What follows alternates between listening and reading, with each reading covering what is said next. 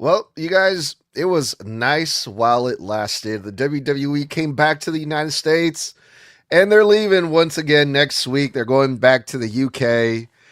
Um, and they're going back to the crazy early morning schedule where I'm going to probably have to watch Monday Night Raw in the middle of the day again. Um, but that's not until next week. Today, we're going to be going over WWE Raw from June 15th, where we saw the big main event of the King of the Ring semifinals between Oba and Dominik Mysterio. We also saw the continuation of what's happening with the Bloodline, which we'll get into here in a bit. And we also got a semifinal for the Queen of the Ring, and so much, so much, so much more to go over here today on the Snug Wrestling Podcast with me. My name is Edgar. Mr. Blood and Toxic are here. Tommy is out. He's MIA taking care of some personal business. What's up, fellas? Welcome back. Yeah, man. Welcome. Happy Mondays for those of you who, feel like Monday is worth being happy about. But hey, you woke up this morning. Every day above ground is a great day. But as far as it's concerned, tonight on Raw felt like it went by, honestly, extremely quickly. And then I feel like the last 25 minutes, I feel like took forever. It's kind of a weird feeling. I was actually starting to nod off on my couch a bit during the last 25 minutes, believe it or not. I think mainly it was because the impromptu shit with the Vision and Javon Evans we'll get into that I was just kind of like starting to get bored.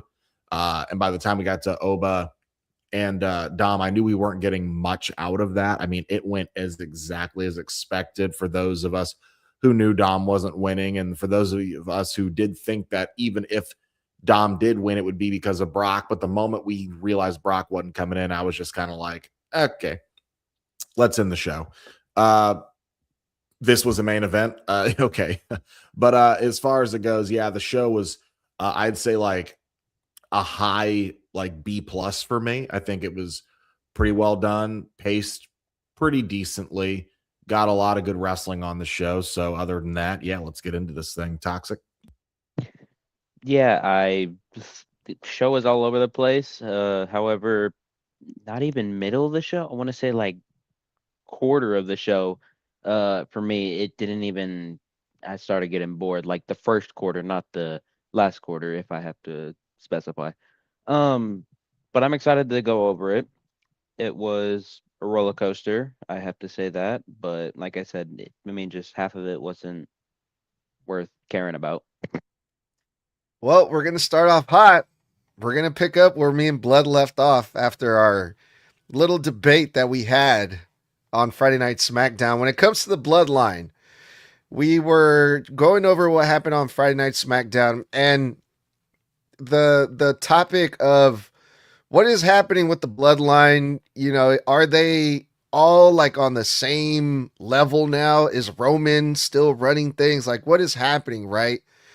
And they started off with another Bloodline segment here on this episode of Monday Night Raw.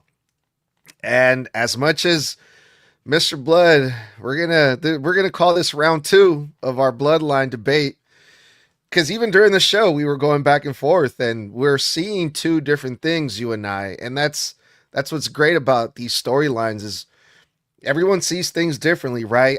When I look at this, I see Roman Reigns still trying to control everyone, including Jey Uso, Jimmy, and Jacob Fatu.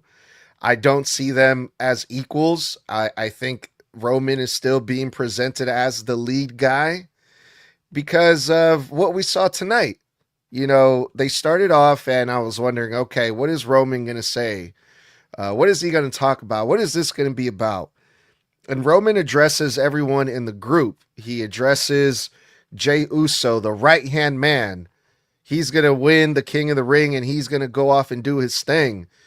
But also for the people that are saying that I favor my favorite one is Jey Uso. No, Jimmy, we got to acknowledge Jimmy, because if it wasn't for him, there wouldn't be me. There wouldn't be a Bloodline. And everyone acknowledges Jimmy. The crowd is acknowledging everybody. And then the attention goes on to Jacob Fatu. And people start chanting, Fatu, Fatu. And Jey Uso grabs the mic and he's like, we have a problem. Jacob doesn't want to listen to us. And that's not okay, right? So Jey Uso is hot at Jacob. Roman Reigns grabs like another Ulafala, a brown one, and he officially welcomes Jacob Fatu into the bloodline. Tells him, now you're in. Gives him a little history lesson. He mentioned Rikishi and Yokozuna and Umaga. And now you're part of that bloodline. Now you're part of the history. You're part of the family. And everyone acknowledges, I guess, Roman or each other or the family. And then on their way out, they beat the crap out of Eric Andre, who was in the front row trying to promote his movie for Netflix with John Cena. And yeah, Jacob Fatu grabs Eric Andre, and he was about to hit him with a Samoan splash. Roman stops him, and then he says, "Nah, go ahead and do it." But I hear you, Blood. But this to me, again, it just seems like Roman just being Roman, typical Roman, manipulating everybody and just telling everyone what to do. Again, this is where we disagree, but that is the fun thing about this, right? It's a matter of perspectives. And I'd like to mention that I thought it was really cool that, the acknowledgement is meant to be a positive thing. It's meant to be like giving someone their flowers. To give Jimmy his flowers, I thought was fucking amazing. WWE will sit there and say they don't listen to the fans, but here's Roman a week later when all the fans in line are talking about it's never, Jimmy never gets nothing. All of a sudden, he brings up acknowledging Jimmy. And then I like that the positivity of the acknowledgement gets flipped to negativity when Jay gets the mic and he goes, "Oh, we are going to acknowledge this. We have to acknowledge the fact that you don't listen to us, Jacob." And I thought that was really good. But again, I disagree that Roman is the same manipulative guy, because he told Jay, "Dude, go after the other world title so we can run this together. I want you to level up with me, stand shoulder to shoulder with me." He acknowledges that there is no him. There is no group without Jimmy. That is giving them their flowers, equally stating that there is no me without you. That is equality. And then on top of that, Roman basically allows Jacob to be himself. He doesn't let Pierce and all the producers stop Jacob from being the Samoan werewolf. He goes, "You don't tell him what to do. I tell him what to do. Go." And but in that vein of telling him what to do, it's not that he was ordering him. He was giving him the "do you, bro." It was beef. It was literally him basically telling Jacob, have the freedom to be yourself. You don't have to be controlled because they tell you to. But even though there is a pecking order in the bloodline, sure, we can say that Jacob answers to Roman in that vein. He is the tribal chief. They all technically answer to him in the family. There is a pecking order in the family. Roman, the only person he answers to is going to be the elders and the high chief, and that's The Rock. But when it comes down to it, and The Rock is the high chief of the Anawahi family. That's a real thing. There is real dynasty in Samoan culture. It's different from Maori culture like mine, where we have tribal, there is an overseer. In Samoan culture. Every family has their own head. But when it comes down to it, I thought that this was a great example of Roman proving that he isn't trying to hold anybody down, that he isn't trying to tell them, "Hey, you're not doing anything without my say-so." Like in the old days when he made Jay babysit Sammy when they were fighting like cats and dogs. Then he made Jimmy babysit Jay babysitting Sammy. Then he ordered Solo to go out and clean up their messes. This isn't that anymore. This is, they stand shoulder to shoulder as equals. They acknowledge each other. That right there tells me this is not the same Roman Reigns, at least not in that vein. Does he have a lot of those same ticks and meticulous things about Roman? Yes, but he's taken that and gone babyface with it and added that cool tweener factor over it too. He's no longer holding them down. He's literally trying to lift them up and raise them up with him. And he literally said tonight, he said, "We can't have infighting. There is no more of this. We all stand together. We are together." And that right there tells me unity. And when I hear unity, I do not hear dominion over all of you. I thought it was weird seeing Roman's title without the side plates. I don't know why, but I worry about little details like that. I catch them, like for instance, side plates or like a Titantron or something like that, I noticed those instantly. Like Joe Tessitore on commentary, I didn't know that. Excuse me, that Michael Cole was taking a day off. I thought that they were switching around like some commentators just to see what works. But I have to wonder. No, never mind. If SmackDown's going to get a lot interesting, having Michael Cole over on SmackDown would be better. But I see him mainly sticking on Raw. So getting into the point, I know the Ulafala comes in a lot of different colors. I saw Jay with a blue one when he was still wearing the blue, and I know red means like the leader. Yeah, you get it. But is there a specific meaning with the color that Jacob had on, or like I don't know? Essentially, the different colors of Ulafala. Now, I'm more versed in my culture, which is Maori culture, but there are a lot of similarities between Maori and Samoan culture. We're very close cousins in the Polynesian culture. The Ulafalas typically do represent stance and your place in your lineage. So the fact that Jacob is getting a bronze one, when I saw that, I immediately instinctively thought, oh, that is a ceremonial, you're fully welcomed into the family, because there were times where like the Tongans are not Samoans, right? But there are many times where those Tongans were given honorary uncle or family statuses within Samoan culture. So and that's why like you see like the Tongans, the Tonga brothers, they are honorary cousins because there is familial bond with their fathers with the Samoans. So they are not direct family members, but they are seen as so close that they are family, like The Rock's father. And it's just that. So I would imagine it was a ceremonial gesture, basically saying you are fully welcomed in. But he's obviously not going to give him the red ula, the ula fala, the red ula fala made from that tree, that specific tree, that color. That is the head of the table, the tribal chief's specific ula fala. No one else gets that. Right. And finishing up my thought, I enjoyed the segment, but I have to wonder if Jay's hesitation to throw the one up at the end has me wondering if he beats Javon and wins King of the Ring, does he go after Roman instead of Cody? Yeah, I mean, that would be interesting if Jay does that, but I don't see him going after his tribal chief, the guy that he answers to, Roman Reigns. Just because Roman Reigns is loved and the people cheer for him does not mean he's a babyface. They attacked a celebrity guest for no reason. That is not a babyface. Correction, Jacob attacked him. Roman just didn't get in Jacob's way. And that's the big difference here. Because at the end of the day, if they were heels, why would Jimmy go pleading to try and get LA Knight to understand where he's coming from rather than just jumping and attacking him? Bro, you just said they had unity.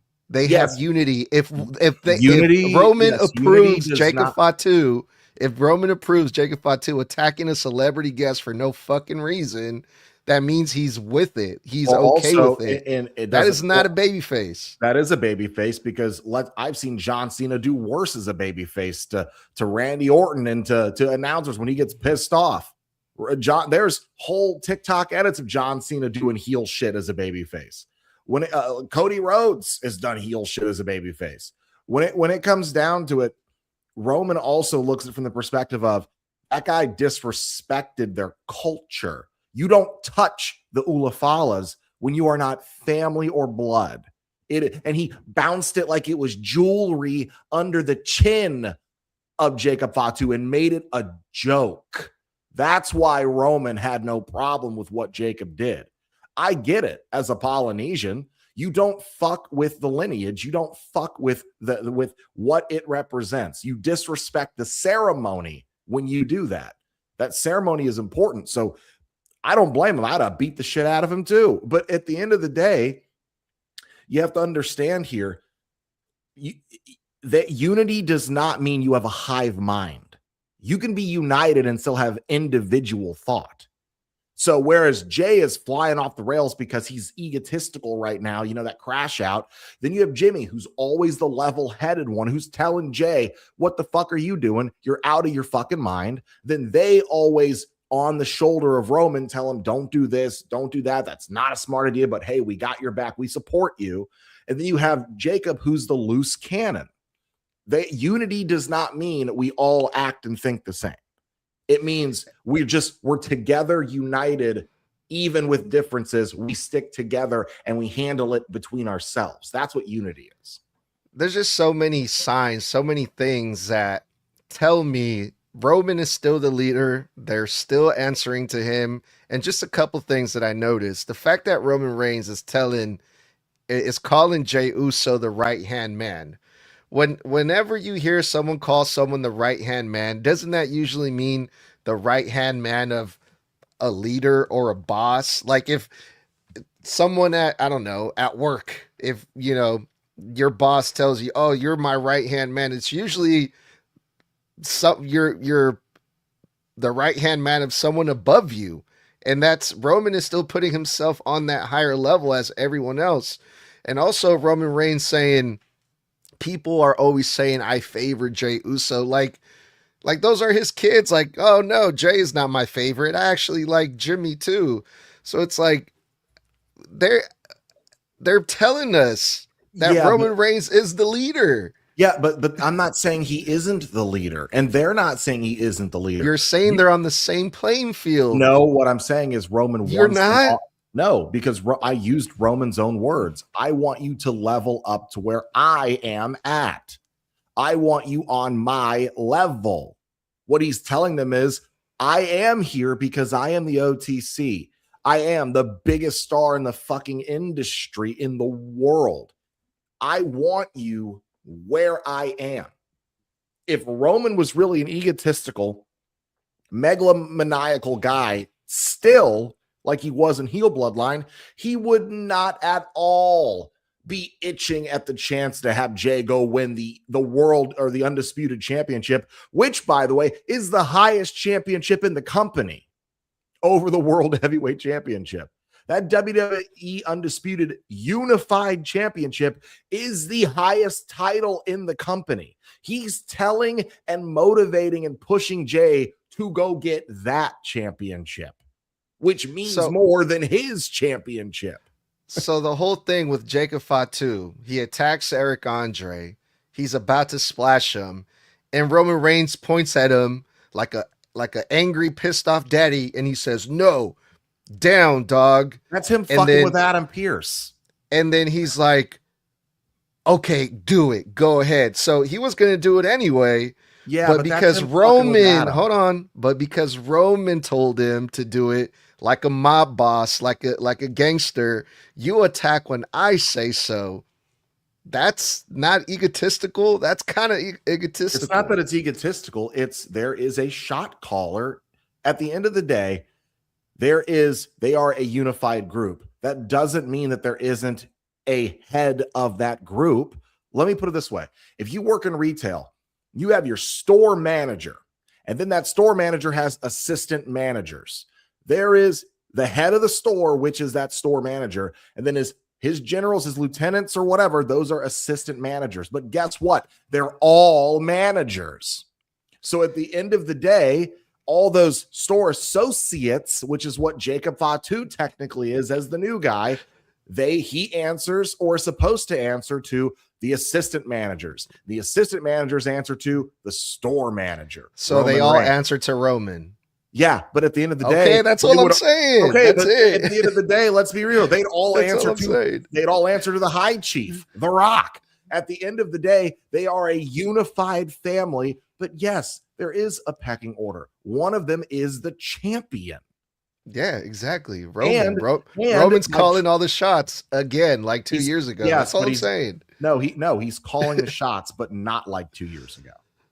Oh, man. Because 2 years ago when he called the shots, it was about keeping himself higher than everybody else and never letting anybody get close to where he was, not even his own cousins. Now he's calling the shots, but he's calling the shots to get his cousins as powerful as he is.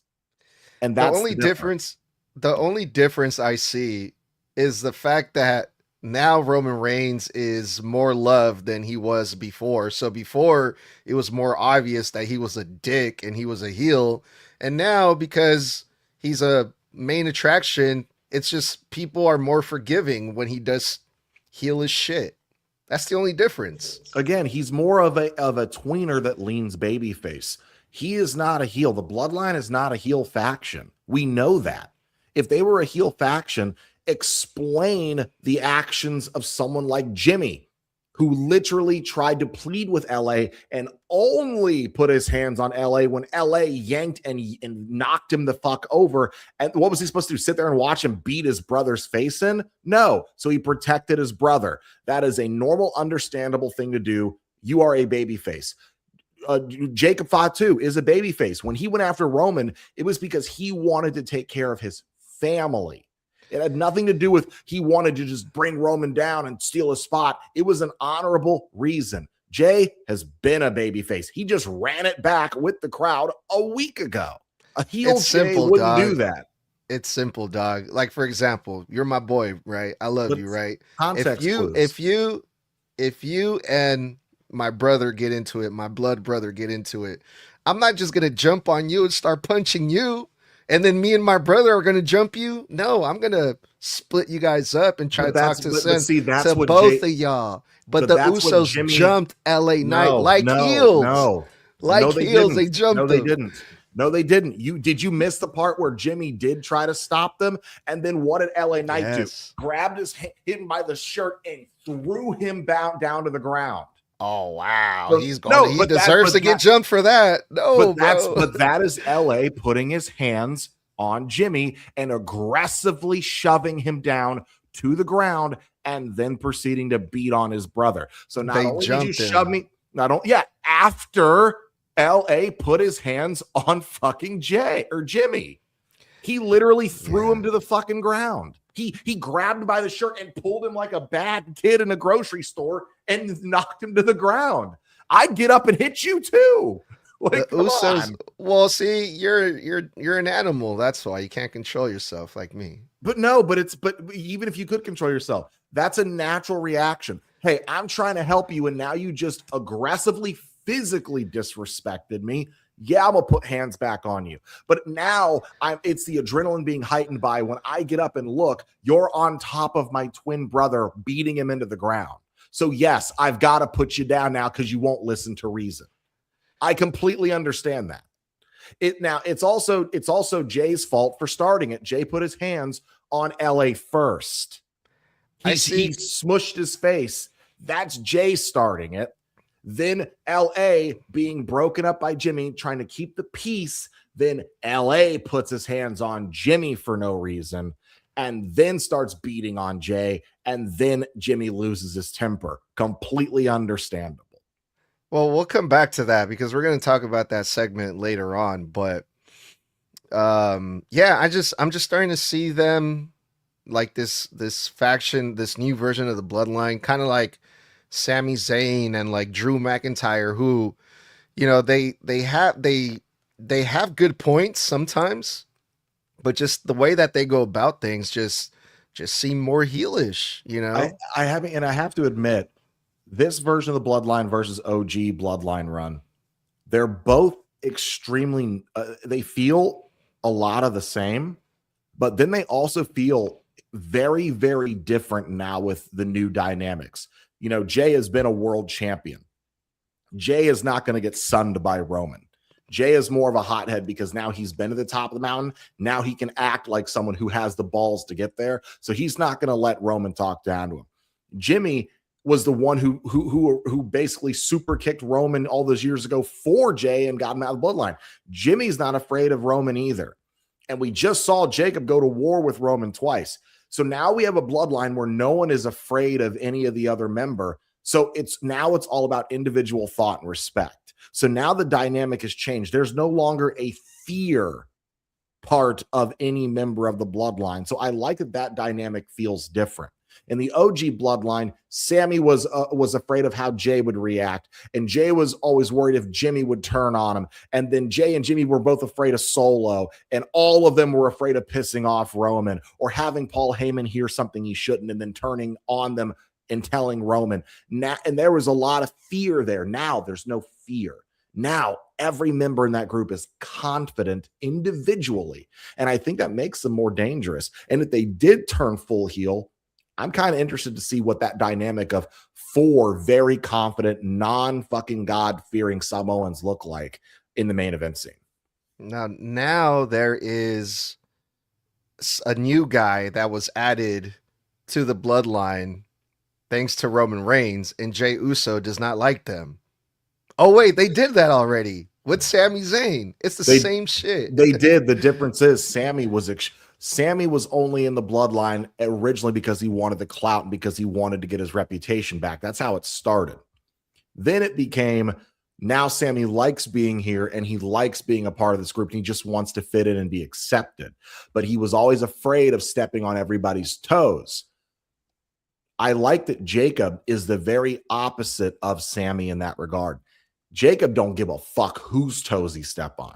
Jacob's not afraid of pissing anybody off. And Jacob, unlike Sami, will run in there and handle the situation the way that Sami would. But the difference is when Sami handled a situation, Jay got pissed at Sami for getting involved. Jimmy and Roman praised him. But in this case, both Jimmy and Jay are getting pissed at Jacob's involvement, and Roman's the only one praising him. So I like how they've shifted those dynamics. It does make it somewhat the same, but it's doing it the same way with tons of different outcomes and different character motivations. And that does make it feel fresh. All right. The opening match, Io Sky versus Raquel, the Queen of the Ring semifinals, where this is now a one-on-one. So there is DQ, I'm assuming, because the opening Fatal 4-Way matches were no DQs. So anyone and anyone can run in whenever they felt like it. But this time, we got a clean finish. We have to have a winner because it's a tournament. And even if there is run-ins or not, it's still a one-on-one. Rules are applied, and it was good old Io Sky won. She defeated Raquel Rodriguez with their finisher clean. 1, 2, 3. Io Sky is advancing to the finals of the Queen of the Ring. Did anybody else feel like Io beat Raquel way too easily? Like, I think Io is great. I would imagine she's got to be a tough son of a bitch as an opponent. But Raquel's also been like, taking like Stephanie Vaquer to her limit. And she used to be the person that when Rhea was still a heel many years ago, she was the one person when Raquel was a babyface that Rhea was terrified of. Now to see her go down when she's had, in my opinion, they 50-50 booked the hell out of her the last year. They make her super dominant, then they have her lose, then she's winning tag gold, then she's losing.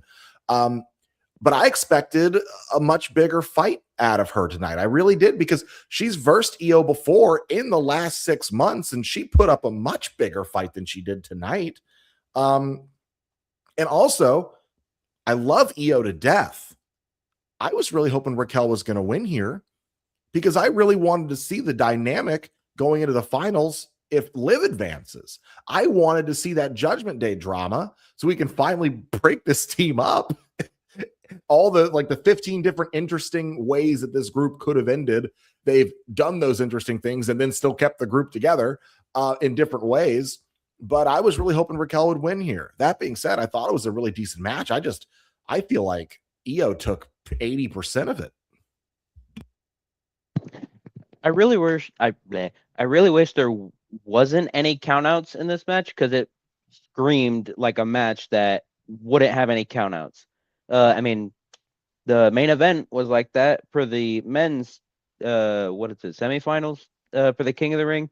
Yeah, so it felt like that for that. But I really liked Raquel's energy in this match. It felt like she was desperate. Like, she would win this, go to the finals, and even if it meant going through Liv, she would win. I enjoyed this match. I do have to wonder, because I didn't catch it the first time, how Raquel busted her nose open. Or so But it should have been Raquel that won. I mean, mainly because I feel like Io gets too much and Raquel doesn't get a lot. Um, I'm not sure how I feel about Io advancing, mainly because she gets a lot, but I just don't think it was the right decision. But I do think Raquel does still get a shot at Liv at SummerSlam because I think she screws Liv on Friday. And I think that sets Raquel and Liv up at SummerSlam, hopefully. Well, Chad Gable is back officially as himself after over a year of being OG Americano, then getting injured and leaving for a long time. He came back after his big match at in AAA, Mask versus Mask, and his first match back is versus Rusev. They did an angle where Chad Gable ran in to save Rey Mysterio from a beatdown, and that set up the match between Chad and Rusev, and it was a great match. It was good to see Chad Gable back. He looked great. He looks like he's in the best shape of his life, and I think for the most part, most people or mostly everyone was really glad to see him back because what are they going to do with him? Are they going to take him more serious? What's going to happen with him and his old faction?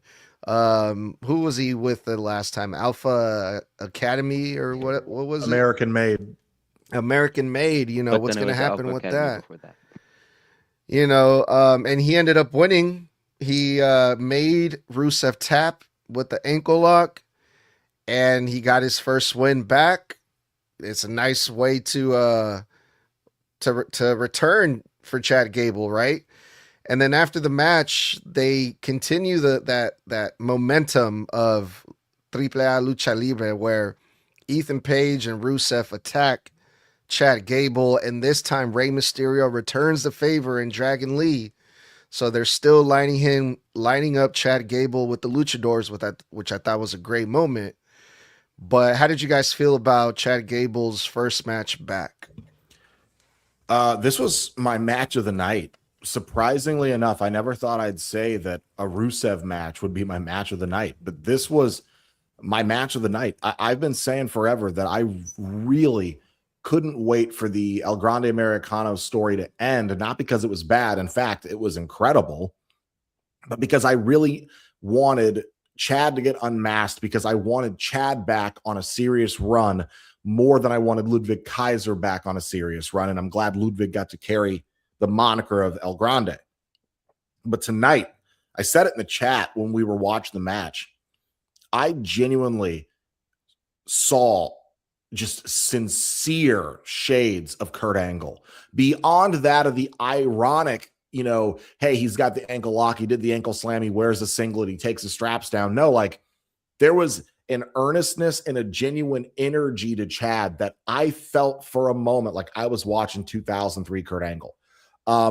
This was great. Chad also getting the tap surprised the fuck out of me. I thought he was going to win with Chaos Theory. When was the last time we've seen Rusev tap out? You know what I'm saying? Like, I don't think I've ever seen Rusev tap in WWE. Maybe to John Cena, but other than that, I can't think of anyone else. So to give Chad a submission victory over Rusev, to me, is a much bigger deal than I think people are going to make of it. But it was great. I love this. WWE could have done this so wrong because it is WWE. And I did for a moment buy into Rusev beating Chad when he got him in the accolade. I was like, oh, here we go. Typical WWE, Chad's got momentum, so they're going to kill it immediately and have him lose. But no, they made me buy it. And then they pulled the rug out in the best way and Chad got the win. So I love this. I hope we get more of this. And I hope that means next week we're going to see the in-ring segment of Chad and Alpha Academy where he's going to apologize. And then I think we're going to finally get the turn of Maxine Dupree. This is going to come as a shock, but surprisingly, I really didn't care for this match. And it's not because of Chad whatsoever or Rusev. I just didn't really care. I mean, I thought the match was great. For some reason, I didn't care. I felt it was happening mainly because Rusev got butthurt after Gable whooped him and Ethan Page, and this is how he's throwing a fit over it. But in all Good energy. I'm curious about how all of the Alpha Academy stuff is going to play out. How is he going to apologize? Is Maxine going to turn heel this way? And just overall, what's going to happen? Are we going to see stuff with the Vision? Are we not going to see stuff and it's just going to be, oh, well, we lost Maxine. Who cares? But I'm really ready for all this stuff to happen because I felt it's long overdue after all the over Americano stuff. Actually, I feel like it should have been first instead of all of the luchadors, but it made sense it was all the luchadors first instead of Alpha Academy. But I'm ready to see all of this stuff happen. I would also like to note when Chad was on his way to the ring before the match started, when he turns the corner, he looks back and Maxine Dupree is in mid conversation with Austin Theory. And Chad sees that, says nothing. They both look at him, continue their conversation, and he makes his way to the arena. So to me, I'm thinking that is an absolute deadpan Easter egg staring us in the face. This is probably not going to end well for Chad and Alpha Academy. And if you want to really keep the momentum for Chad going, I'm not saying you put him back with the Alpha Academy. I'm saying that maybe he helps them overcome the Vision quickly. But I would love to see the Vision feud with Chad because it'll put him in one of the more focused stories on the roster on Monday Night Raw. So it'll keep him on a weekly basis engaged in a story that's actually getting momentum and time put into it, even if it is at times lackluster. But I think that you could really, really work this in Chad's favor. Yeah, and I get where you're coming from, Toxic, when you're saying like, oh, I surprisingly I wasn't too thrilled about this match because I was kind of feeling like that at first. It wasn't until like the second half of the match for me that it started picking up for me, and I was like, oh shit, okay. And this is coming from someone who likes AAA, who watches it like every week, right? That momentum doesn't really translate in the main roster on Monday Night Raw here in the United States. And I don't know if that's part of it, but also maybe the way that they're starting off with Chad. Yes, he had a great match versus Rusev. Yes, the people are glad that he's back, but I think the people want to see Chad Gable get pushed to the moon after everything that he's been through.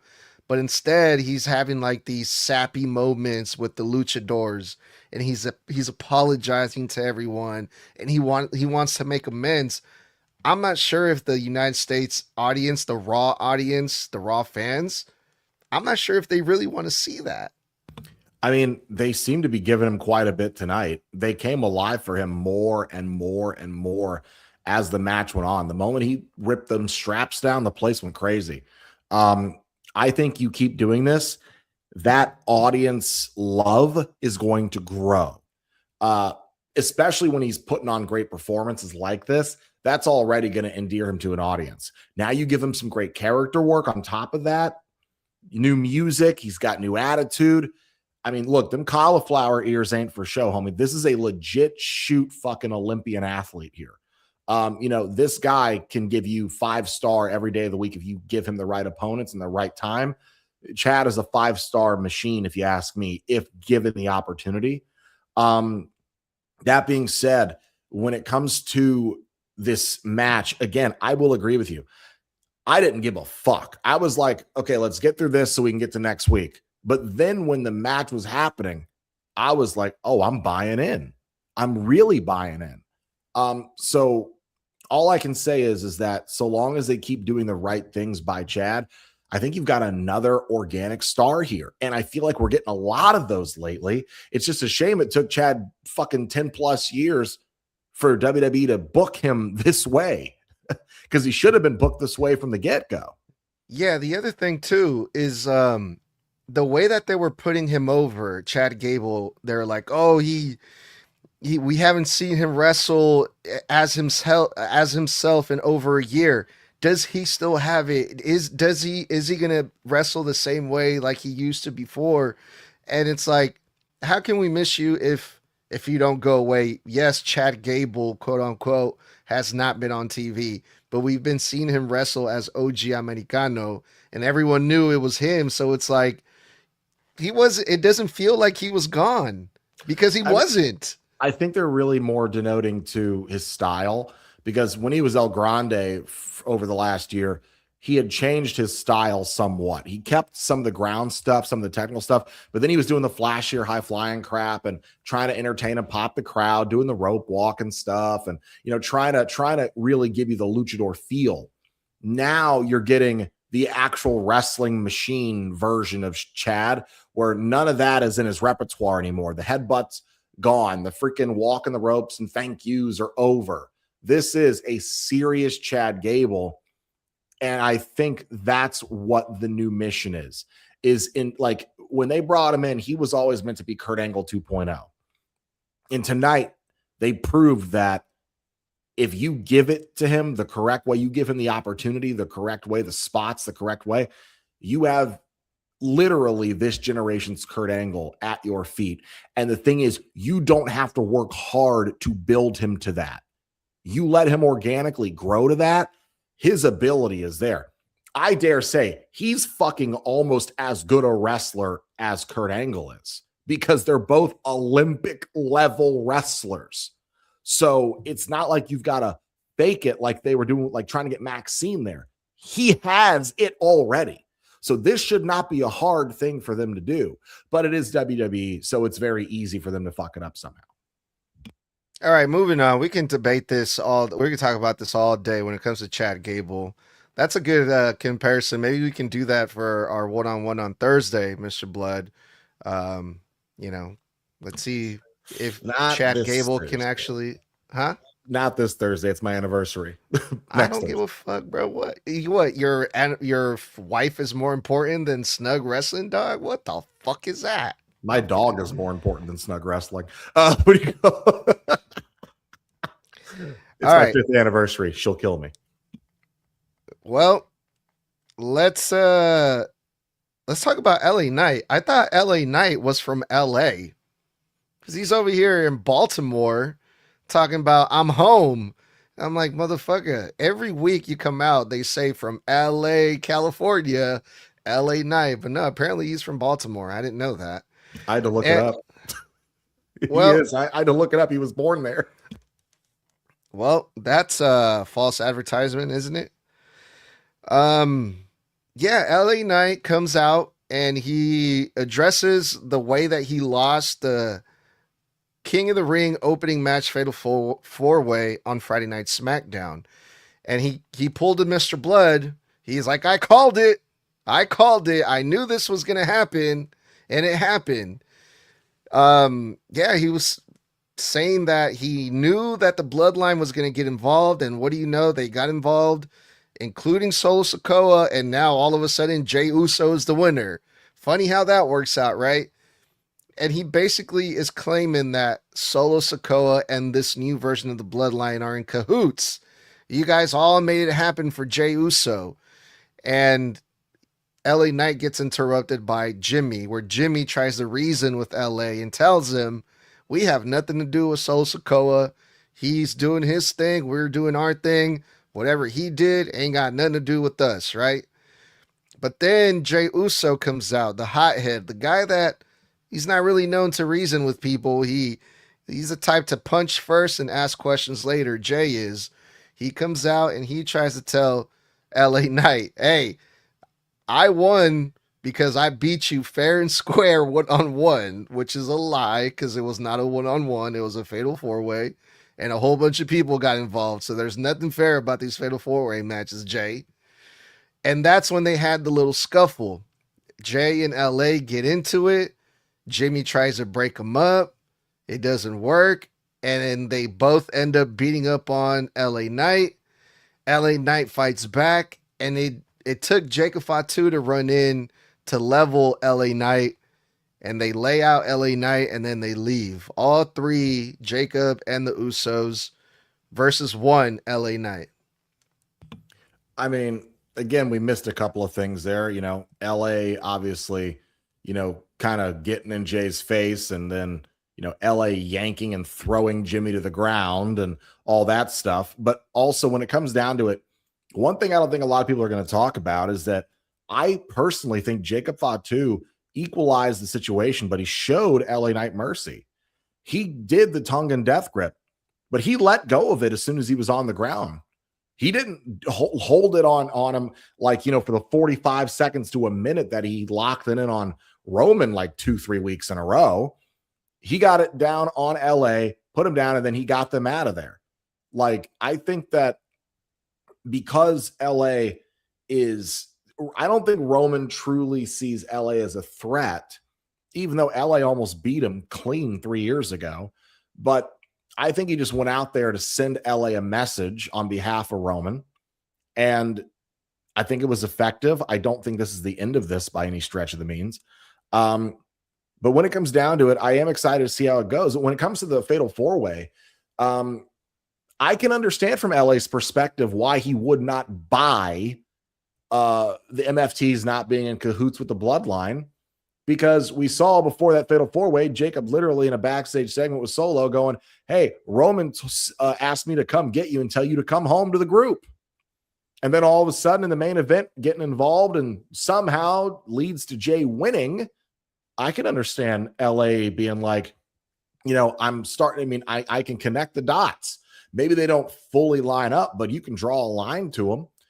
I'm in a Fatal 4-Way. I say it'll get interfered in. It gets interfered in by a guy that one of your Bloodline members had a full-blown conversation with earlier in that same night, telling him to come join us. And then all of a sudden, the other Bloodline member that you're attached to wins the match. I can understand LA being like, what the fuck? You know what I'm saying? I mean, I understand LA's plight here. I think that, but I also feel like everybody in this situation is justified. Jay is right. He did win fair and square. There's no DQ, so it is fair and square. At the end of the day, they went for a pin. Jay nailed him with the Uso splash from the top, got the pin. No one broke it up. It's a no disqualification match. That's fair. Wasn't one-on-one, but it's fair. LA said the truth and nothing but the truth. I mean, he's been fighting the Bloodline for a while. I want to say 2024, 2023-ish. But when does it end? When can LA actually move past the Bloodline, stay out of all of the Bloodline story, no matter what role he's in, and just go and win the big one? Excuse me. But at the same time, he's a little bit out of pocket because Solo isn't a part of the Bloodline. He stated to Jacob, if Roman wants me home, tell him to come get me. But, I mean, both sides make sense. Both sides make no sense whatsoever. But I thought Jacob coming out at the end made the Uso... Take two, please. Made the Uso sure that Jacob isn't going to be another Solo, and Jacob has their backs. I'd also like to note that there is history that a lot of people might be quick to forget. You're right when you say that in some form or fashion, since about 2023-ish, 24-ish, of course, he had that match with Roman in 23, but LA's been involved with the Bloodline pretty on and offishly, but steadily somehow for all this time. I mean, he literally was in a U.S. title feud against Jacob Fatu beginning of last year into Mania. So, it all kind of ties in. He's been either MFT or Bloodline adjacent for quite some time. One has to imagine that hopefully we can get this blow off with LA in one more match between him and Jay or him and Roman before this year's over, and then we can move LA on to anything else.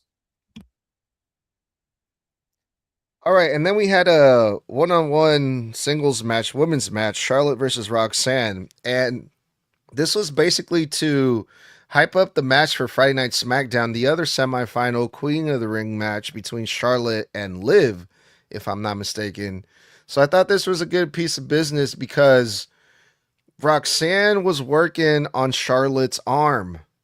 She's trying to injure Charlotte before the big match, before she goes on to face Liv Morgan. And Charlotte still managed to get the win. She made Roxanne tap with the figure eight, but has the damage been done? Liv Morgan was ringside trying to get involved in this match. So it kind of got me interested a little bit more in the match that we're going to see on Friday Night SmackDown. First and foremost, this is the match I just didn't care about. Charlotte's my goat. Y'all know this, but I look, respect Roxanne, the woman as the wrestler. Her character means nothing to me. I am not like all these fucking internet weebs who come out here and the only reason they like Roxanne is because she's got a fatter ass. I'm sorry. I'm a grown ass man who's actually touched a woman with consent and is married. So I'm not out here only liking and appreciating women athletes because I find them hot. Grow the fuck up. Or at least if you want to goon out to these women, maybe keep it to yourself. A public comment section, probably in the best place for it. You just kind of look weird and pathetic and like a creeper. I think Roxanne is a talented athlete. She just doesn't do anything to catch my attention. I knew Charlotte was winning this out the get-go. There's no way you feed Charlotte to Roxanne clean and even dirty. I don't see it, because the bigger match really is going to probably end up being Charlotte versus IYO, in my opinion. I want to see that way more than I want to see Liv versus IYO, especially now that Roxanne's out of the tournament. Now I don't want to see Liv advance to the full finals. Now I want to see Charlotte versus IYO. But other than that, I'm hoping that there's some way on Friday that Charlotte's going to eke out the victory, even with the numbers game. I like this match, and when it was announced, I wasn't expecting it to be announced. I also wasn't expecting to have any problem with it, but unfortunately I did, and it was Liv Morgan's presence. She's starting to annoy me, but the point was that the only thing I had a problem with, just her presence out there, made the match a little less enjoyable, but the match was to soften Charlotte up for Liv, which was easily known when Charlotte missed Roxanne on the chop by the I forget what it's called. But when she missed the chop. Plus, Roxanne said it backstage before Liv talked to Danhausen to try and curse Oba Femi. But I enjoyed it. It was an enjoyable match. Was it good? I wouldn't say it's amazing or great, just good. I did like the Pop Rocks counter at the end, though, into the figure four, or figure eight, whatever it is. But it was a good match. Well, from one angle of the semifinals for the Queen of the Ring, this time they did an angle to hype up the semifinals for the King of the Ring, because we saw Javon Evans. Javon Evans cut a quick promo on Jey Uso. And I'm thinking, like, that's so cool for Javon Evans, man, because he is in a spot where he's going to be able to face one of the top guys in the WWE, like Jey Uso, in a semifinal of a King of the Ring to top things all off. And now it feels like Javon Evans is swimming with the big boys. Now Javon Evans is being mixed up with the main event guys. Jey Uso is a main event guy. And I thought that's amazing. I can't wait to see the match. It kind of feels like a championship match for Javon Evans, man. I'm really pulling for Javon Evans this Friday. So I thought that was cool, man. And he gets interrupted by Logan Paul. Of all people, he's back. The GOAT is back. And it leads to an impromptu match between Javon Evans and Austin Theory. Now, Logan Paul tries to recruit Javon Evans, and he demands, he's not asking, he's telling Javon, you're part of the vision. Javon's not having it. They get a ref, and we get a match between Austin Theory and Javon Evans, which led to, again, man, has the damage been done? Braun Breaker, fucking, after a great match, I gotta say, between Javon and Austin Theory, he catches Javon Evans midair with a fucking spear out of nowhere. Javon Evans wins by disqualification, but I don't know, man. It's not looking too good for Javon Evans. I got to be honest. You're going up against Jey Uso on Friday, and you just got your ass beat by Braun Breaker like days before. Yeah. So I cared about this match less than I cared about the Roxanne and Charlotte match. I was falling asleep during this because when I looked at the clock, I was like, dude, it's like 10:12 my time on the East Coast. This is usually like 10:30 the show ends. How are we still squeezing a main event into this? And the impromptu shit, I mean, fine, but it didn't do anything for me. I thought the match was good, if not a little slow plotting in some areas, especially for two guys that move as quick and as fast as they do. They really did slow it down several times. I also am just confused by the decision to have Braun Breaker attack Javon, like just to give the Street Profits a reason to come out because Seth wasn't in the building that night. We saw a video package from him earlier, but why does spearing Javon do anything for you? Because you just got done feuding with like Jay and LA and the Usos and everything. You just basically helped a guy you just fucking feuded with for 3 months. Why on earth did you just help Jay by trying to injure Javon? That made no sense to me whatsoever. You're just giving Jay a layup. It was fine, but I thought it was pretty counterproductive as far as character motivation goes.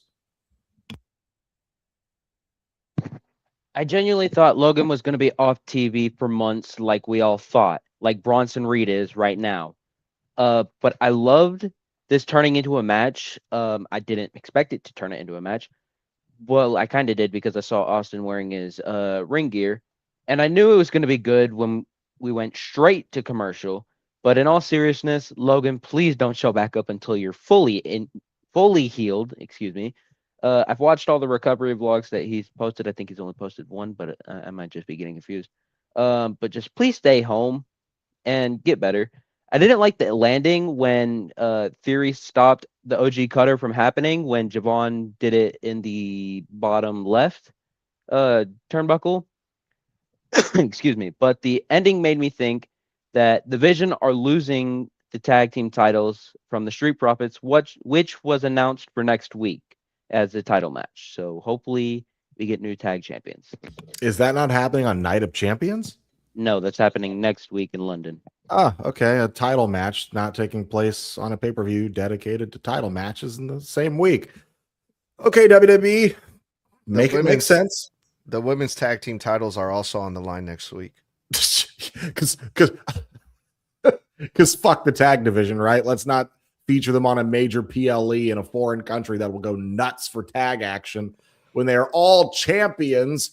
Some Vince McMahon ass booking because he hated tag teams. I thought Triple H at least liked them enough to put them on major shows. Well, they could still be added. We only know for sure of a couple matches for Night of Champions, which is the men's the King and Queen of the Ring finals, and also Braun Breaker versus Seth in a steel cage match that was also announced for Night of Champions. So they still have 2 more matches to add at least. Yeah, I mean, but even the tag titles couldn't fucking make their way off of SmackDown for the last goddamn year. Every time they wanted to do a title defense, Friday night, every time last year and this year. That's true. So it's just like, come on. Before or after the big PLE is when they usually get defended. Literally like the night before. Like, yeah. Like, put some respect on them or just get rid of them, but pick one. Yeah. All right, you guys. The main event, Oba Femi versus Dominik Mysterio, King of the Ring semifinals. And man, this was Oba's biggest match of his career, you guys. Fuck the whole WrestleMania match versus Brock Lesnar, all right? He's going up against the king of luchadors, a 20-year veteran, the AAA mega champion, the coolest fucking guy in the world, Dominik Mysterio. I was kind of scared for Oba here, bro. I got to be honest. Holy blaze. I mean, JD Madonna was ringside, you know, getting involved, and Dominik Mysterio was playing the mind games where, you know, he was getting in the ring. Every time Oba would get close to him, he would like get the ropes and tell the referee to back him up. Um, Dom tried his best, man. The only way Dominik Mysterio was going to get out of this is by lie, cheating, and stealing. He tried to draw the referee. He got Oba with the low blow. He tried getting the ring hammer thing, the bell hammer thing. That didn't work, and basically Oba Femi hit Dominik Mysterio with the power bomb and folded him. 1, 2, 3. Oba is going to the finals of the King of the Ring. No Lesnar. This was a clean finish. No one got involved except for JD Madonna. And that was the main event of Monday Night Raw. Look, I'm gonna bitch and moan about this, and everybody in the comments, all you guys do is complain. Suck my fucking dick. When it comes down to it, this did not help me from trying not to fall asleep. I legitimately was bored out of my mind with this, because I expect, even without Brock Lesnar, I expected this to be extremely entertaining, and it wasn't. In fact, this is one of the few times Dom's character shit just honestly grated on my patience. Him getting out of the ring and walking around for like 3 to 4 fucking minutes. I was like, come on, it's already after 10:30. Let's do this. And then the stupid decisions made in this match. Wasn't your hope to advance in the tournament, Dom? So why is JD trying to sneak up on Oba outside the ring like he's going to hit him in full view of the ref who's watching, which would mean disqualification on Dom. Oba advances anyway. I thought it was so stupid. I'm like, what the fuck are you? It makes no gut. Like, all the cheating later, okay, fine, somewhat entertaining out of that, but legitimately thought some of these decisions were dumb as fuck. You are dragging this out. You dare to call this a main event. Like, good for Oba for being in the spot, but like, for fuck's sakes, like, you should have put, if this is what we were getting, I would have rather IYO and Raquel take main event status, because that was an actual match. This was just kind of a waste of the last 10 extra fucking minutes of the show. And it only served to at least put Oba in a better spot on the card, which I appreciate. But Jesus fucking Christ, this was boring. It was pointless. Even without Brock, okay, you're not going to do Brock. I'm not going to bitch just because Brock wasn't here. But like, it's Dom. Where's the entertainment value?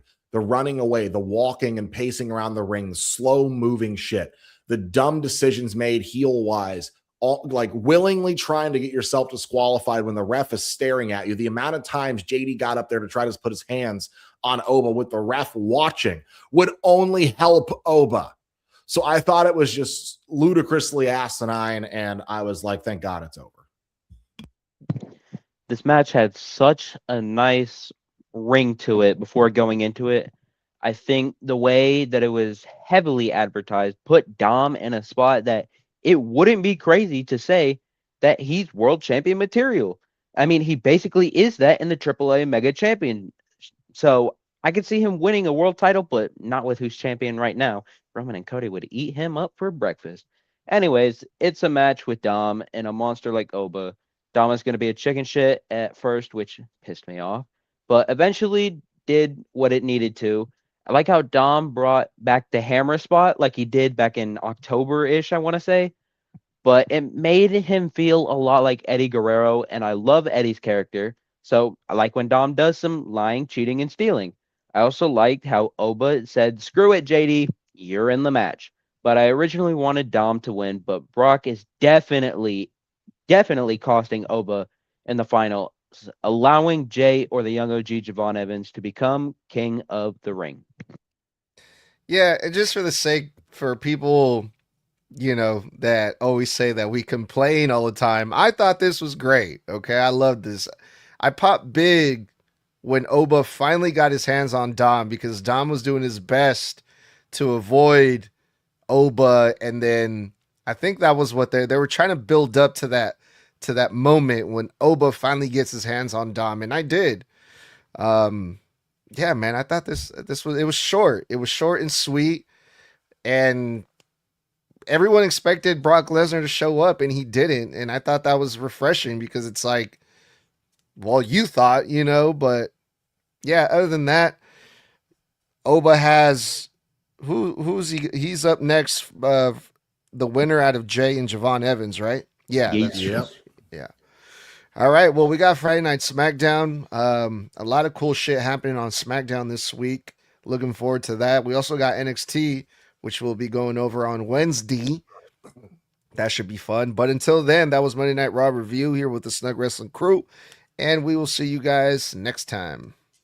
All right, guys, that's going to wrap it up for the June 15th episode of Monday Night Raw here on Snug Wrestling. Thank you so much for tuning in. We appreciate every single one of you for supporting the show. Catch us live every Monday after Raw, every Wednesday after NXT for the review. That'll be at 9 p.m. Eastern, 6 p.m. Pacific, 8 o'clock Central on Wednesdays for our NXT post-show review, and every Thursday at the same time on TikTok Live.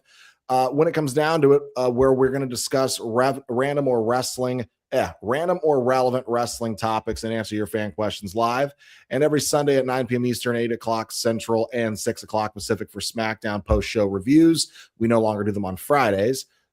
Follow the Snug Wrestling podcast on all social media, Apple, Spotify, and wherever you guys can get your podcasts. And head on over and pick up your wrestling merch at tpublic.com/Snug Wrestling to support the channel.